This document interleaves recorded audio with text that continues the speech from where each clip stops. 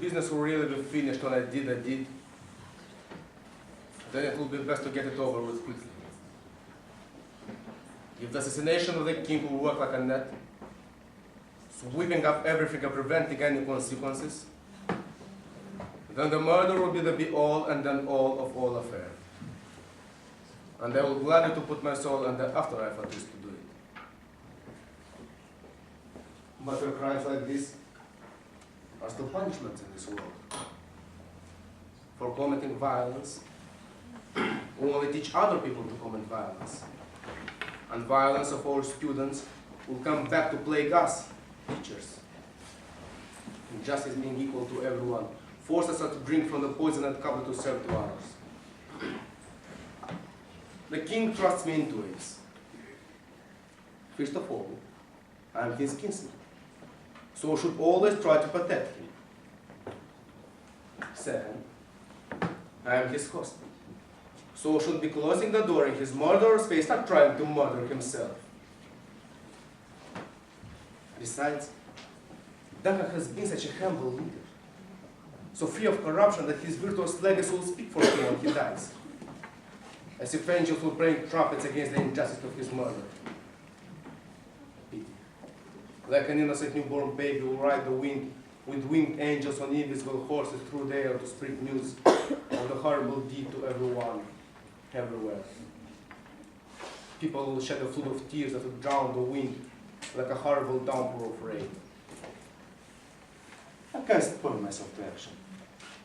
The only thing motivating me is ambition, which makes people rush ahead of themselves toward disaster. What news do you have? He has almost finished dinner. Where did he leave the living room? Has he asked for me? Don't you know he has? We can't go on this plan. The king has just honored me, and I have earned the good opinion of all sorts of people. I want to enjoy these honors until the feeling is fresh, and not throw them away so soon. Were you drunk when you seemed so hopeful before? Have you gone to sleep and woken up green and pale and pure of this idea? From now, this is I'll think of your love. Are you afraid to act the way you desire? Will you take the crown you want so badly, or will you live as a coward, always saying, I can't after you say I want to? You're like the poor cat in the old story. Please stop. I dare to do only what is proper for a man to do. He who dares to do more is not a man at all. If you weren't a man, then what kind of animal were you when you first told me you wanted to do this? When you dared to do it, that's when you were a man. And if you go one step further by doing what you dared to do before, you'll be that much more the man. The time and place weren't right before, but you would have gone ahead with the murder anyhow. Now, the time and place are just right, but they're almost too good for you. I tackled a baby, and I know how sweet it is to love the baby at my breast.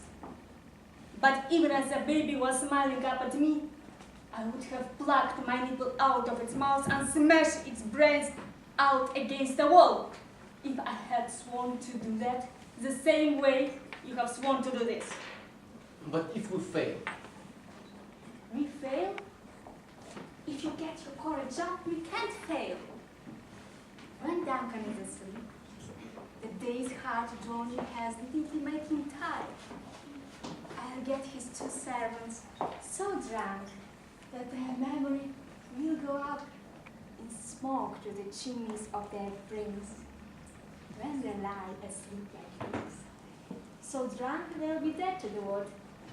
What won't you and I be able to do to them, Daddy Duncan? Oh, making give birth to little male children because of your spiritual create nothing that isn't masculine. Once you have covered two servants of blood and used their daggers to kill, won't people believe that they were the culprits? Who could think it happened any other way? We'll be grieving loudly when we hear that Duncan has died. Now I'm decided, and I will exert every muscle in my body to commit this crime. Go now, and pretend to be a friendly hostess. hide the fellow's pleasant face, what you know your fellow's evil heart.